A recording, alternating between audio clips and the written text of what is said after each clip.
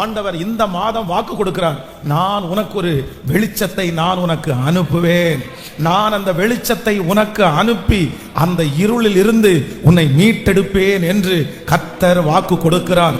கண் தெரியாமல் சிக்கி கொண்டிருக்கிற அந்த இடத்திலே கர்த்தருடைய வெளிச்சத்தை இந்த மாதம் நீங்கள் காண்பீர்கள். அந்த இடத்திலே கர்த்தர் வெளிச்சமாய் வருவார். உங்களை சுற்றி ஒரு வெளிச்சம் பிரகாசிக்கும். அப்பொழுது அந்த இடத்திலே நீங்கள் மிகவும் அழகாய் கடந்து வருவீர்கள். கைகளை உயர்த்தி ஒரு ஹல்லேலூயா சொல்லலாம். நான் அருளும் வெளிச்சத்தினால் நீ இருளை கடந்து போவாய். இந்த காரியத்தை எப்படி நான் கடந்து போவேன்? கடந்து போகிறதற்கு ஒண்ணுமே என்னிடத்திலே இல்லையே.